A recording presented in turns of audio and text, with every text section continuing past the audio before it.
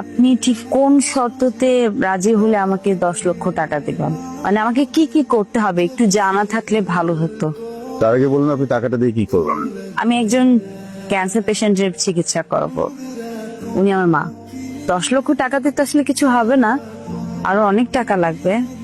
আপাতত 10 লক্ষ টাকা হলে কিছুদিনের জন্য হয়তো বা, ডক্টর বলেছে 20-25 লক্ষ টাকা লাগবে মিনিমাম। ভাইয়া বেসিক্যালি আপনাকে আমি 1 বছরের জন্য বিয়ে করতে চাই, এগ্রিমেন্ট ম্যারেজ। এখানে এগ্রিমেন্টের পুরো ডিটেলস দেওয়া আছে, যেখানে লেখা আছে আমি আপনাকে 1 বছরের জন্য বিয়ে করবো, ঠিক 1 বছর পরে আমি আপনাকে ডিভোর্স দিব। এই পুরো বিষয়টাই ফেক, বুঝিয়ে বলি। বেসিক্যালি আমার ফ্যামিলি একটু প্রেশার আছে, আমার বিয়ে করতে হবে, আমি বিয়েটা করতে চাই না। এই জন্য আমি নিজের মতো করে একটা বানানো বিয়ে করতে, যেন ফ্যামিলির প্রেশার থেকে বাঁচা যায়। আপনারও সুবিধা আছে, আমার পত্রিকাতে তো এমন দেওয়া ছিল 10 লক্ষ টাকা, কিন্তু আপনার মার ট্রিটমেন্টের জন্য 25 লাখ টাকা লাগুক, 12 বেশি লাগুক, পুরো বিষয়টা আমি দেখবো। ওটা নিয়ে আপনার টেনশন করতে হবে না। আপনি কি রাজি? পারিয়া আমি বুঝেই বলছি। দেখেন, এই সম্পর্কের মাঝে আসলে সিরিয়াস কোনো কিছু থাকবে না, পুরো বিষয়টাই ফেক। জাস্ট ডকুমেন্ট শো করার জন্য বিয়েটা আসলেই করতে হবে, কিন্তু এগ্রিমেন্ট আছে, 1 বছর পর আপনি ফ্রি। আমি সরি, আমি আসলে পারবো না এই কাজটা করতে। ভুল জায়গায় চলে এসেছি। আমি মনে হয় বাঁচবো না রে মা, তোর দিন দিন অনেক কষ্ট হয়ে যাচ্ছে। আমার তুই আর ভাবিস না, আমি আর বাঁচবো না। কি বলতেছো মা, এগুলা উল্টা পাল্টা কথা বলা বন্ধ করো।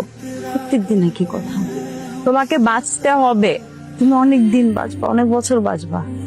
আমাদের জন্য তোমাকে বেঁচে থাকতে হবে, তুমি না থাকলে আমাদেরকে কে দেখবে বলো মা? ডাক্তার বলেছে অপারেশন হলে সব ঠিক হয়ে যাবে, তুমি চিন্তা করো না। আচ্ছা টাকা কোথায় পাবি তুই? হ্যাঁ, দিন রাত করে সংসার খাচ্ছিস। কি রে? অনেক টাকা তো এখানে।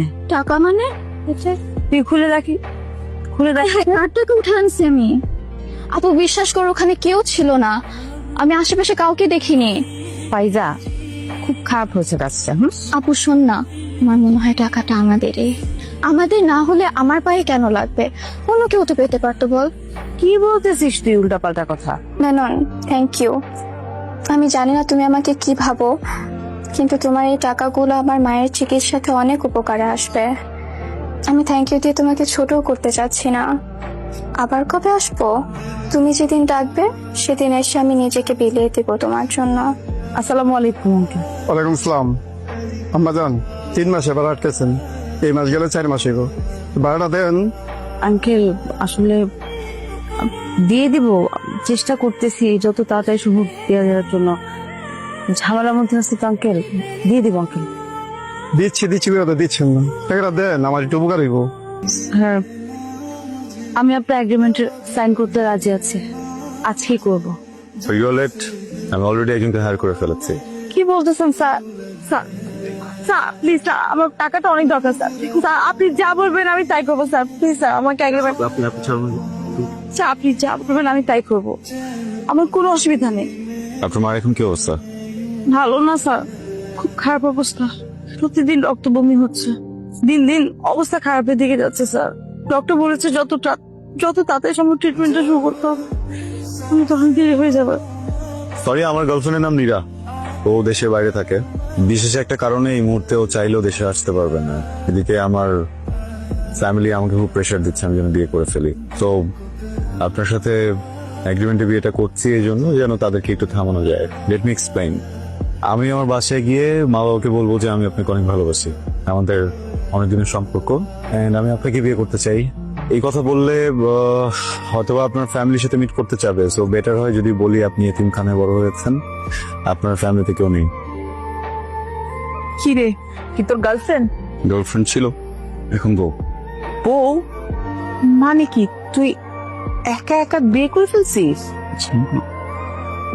না না মা, রিয়ানের বাবা, এই দেখো তোমার ছেলে তোমার কথা রেখেছে। বাবা, কি নাম তোমার? আসসালামু আলাইকুম। আমার নাম ফারিয়া। বাসায় কে কে আছে? বাসায় কেউ নেই, ও এতিমখানে বড় হয়েছে। এইটা আসল কারণ ছিল, আমি তোমাদের কারণ বলিনি, ভেবেছিলাম ওর গ্রাজুয়েশন 1 বছর বাকি আছে, শেষ করুক, তারপর তোমাদেরকে জানিয়ে দেন বিয়ের থেকে। তাই নাকি? আমি শুনেছি এতিমখানায় যারা টেক কেয়ার করে তারা কি খুব ভালো হয়। জি, আসলে ওনারা অনেক ভালোবেসেছেন আমাকে পণ্যের মতো। আর তুমি বসো না, আই বয়, আমি একটু মিষ্টির ব্যবস্থা করি। মিনিট, আমার একটা কন্ডিশন আছে। কন্ডিশন কি? দেখো, তোমাদের প্রেশারে আমি এখন বিয়েটা তো করে ফেলেছি, তো ফারিয়া এখন স্টুডেন্ট, ওর গ্রাজুয়েশন শেষ হতে আর 1 বছর লাগবে। তার আগ পর্যন্ত আমরা বিয়ের ব্যাপারটা কোথাও অ্যানাউন্স করব না। 1 বছর পরে তোমাদের মন মতো করে ধুমধাম করে অ্যারেঞ্জমেন্ট করো, ঠিক আছে? আচ্ছা, সেসব পরে দেখা যাবে।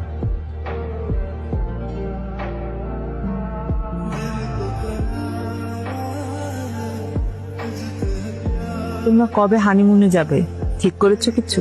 রিহান তো বললো সিঙ্গাপুর নিয়ে যাবে তোমাকে। আচ্ছা, এত দেশ, সুন্দর সুন্দর দেশ থাকতে ও সিঙ্গাপুর পছন্দ হলো কেন? মা, তোমার কি কোনো দেশ পছন্দ আছে? না না মা, ওরকম কিছু নাই। ও যেখানে যেতে চাইবে। তুমি তোমার বন্ধুকে বলে রেহানের 1 মাসের ছুটির ব্যবস্থা করে দাও। আর ওই 1 মাস কিভাবে থাকবে টিকিট, প্লেন ফেয়ার কি কি লাগবে সব গোছায় দিবা। আচ্ছা ঠিক আছে, সেটা না হয় করা যাবে, কিন্তু তোমার ছেলেকে বলো আমাকে ডেটটা জানাতে, তাহলে না আমি ব্যবস্থা করব। হ্যাঁ বল। কি হয়েছে মা? কোনো সমস্যা? অবশ্যই যেতে হবে। কোথায়? আমাকে এতিমখানা যেতে হবে। আমাকে যে মানুষ করছেন আমার মা, মানে ওখানকার উনি অসুস্থ অনেক।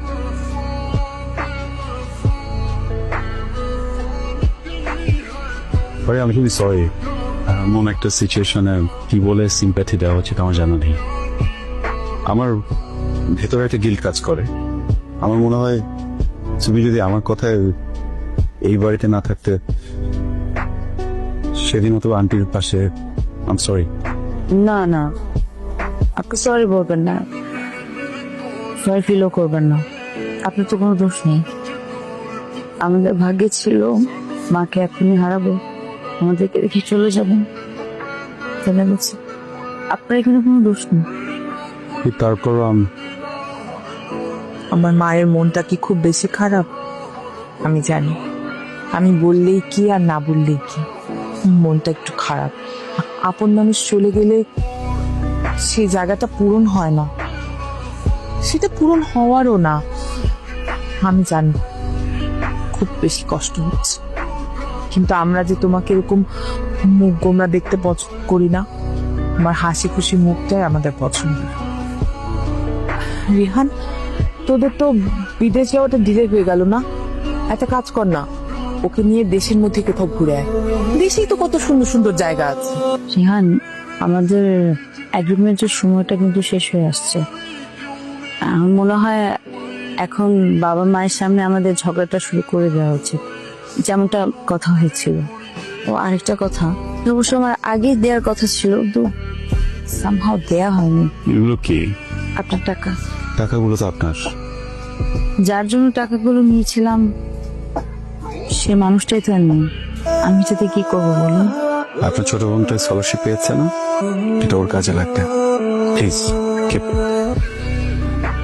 আমি আমার নিজের এবং আমার বোনের খেয়াল রাখতে যথেষ্ট পারবো না। তারপর আপনাকে ধন্যবাদ। একটা প্রশ্ন করবো ফারিয়া, আমি মানুষ হিসেবে কেমন? হঠাৎ এই প্রশ্ন? সহজ প্রশ্ন। আপনি মানুষ হিসেবে অসম্ভব চেপে, অল্পতেই রেগে যান, হুটহাট রাগ করেন, মাথাটা অলওয়েজ গরম থাকে না, কিন্তু আপনার মনটা অনেক ভালো। আপনাকে কাছ থেকে যদি কেউ না দেখে তাহলে বুঝতে পারবেন মানুষটা ভালো, কেয়ারিং, রেসপন্সিবল, বাবা মাকে অনেক ভালোবাসেন, পরিবারকে ভালোবাসেন।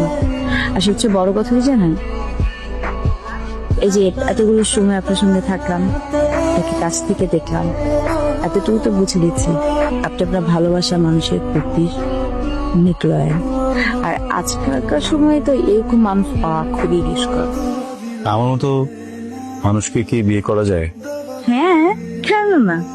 না, ওই অ্যারেঞ্জ ম্যারেজের কথা বলছিলাম না, আমার মতো মানুষকে কি ভালোবেসে বিয়ে করা যায়? নিশ্চয়ই যাবে। আপনি আমার মার অনেক খেয়াল রাখেন। কারণ ওই মানুষটাই এমন। আমার কত খেয়াল রাখেন উনি, কত ভালোবাসেন। বাবার অনেক যত্ন করেন। উনি তো আমার বন্ধু, জানেন। আমার মন খারাপ লাগছে, এই দুটা মানুষের সাথে এত এত বেশি কানেক্টেড হয়ে গেছি তো, ওনাদের কথা অনেক মনে পড়ে। থেকেছেন ওনাদের সাথে? সেটা কি হয়? ফারিয়া, আপনি কি সারা জীবন আমার মার এভাবে খেয়াল রাখবেন? মানে সারা জীবন আমার বাবার যত্ন করবেন? কি বলতে চাচ্ছেন? আমাকে বিয়ে করবেন কোনো এগ্রিমেন্ট ছাড়া? না, সরি। বিয়ে করব, কিন্তু এগ্রিমেন্ট তো লাগবে। দেখুন, আমি জানি আপনি গত অনেকগুলো মাস বেশ কষ্টে আছেন। ওই মানুষটা আপনাকে অনেক কষ্ট দিয়েছে, আপনি এই কষ্টটা ডিজার্ভ করেন না। আর আমি বিয়ে করব, তার জন্য তো এগ্রিমেন্ট তো দরকার। প্রথম শর্ত থাকবে আপনার এই রাগ, জেদ, অনেক চেঁচামেচি, এটা করা যাবে না। দ্বিতীয় শর্ত থাকবে দুজন মানুষ একসাথে থাকলে অনেক ঝগড়াঝাটি হয়, অনেক কিছু হয়, মনোমালিন্য হয়। যত যাই হোক আলাদা হওয়া যাবে না, ঘর আলাদা করা যাবে না। মিউচুয়ালি দুজনকে বুঝতে হবে, সলিউশন করতে হবে। তৃতীয় শর্ত হলো দুজনের মাঝখানে কোন তৃতীয় ব্যক্তি আসতে পারবে না, সেটা যেই হোক। আর যদি কেউ আসে তাহলে আমাকে চলে যেতে হবে। আরেকটা কথা জেনে রাখুন, আমাকে যদি আপনাদের বাড়ি থেকে চলে যেতে হয়, আমার কিন্তু কোথাও যাওয়ার জায়গা থাকবে না। কখনো যদি এমন কোনো পরিস্থিতি আসে যার কারণে চলে যেতে হবে, দুজনে একসাথে চলে যাবো।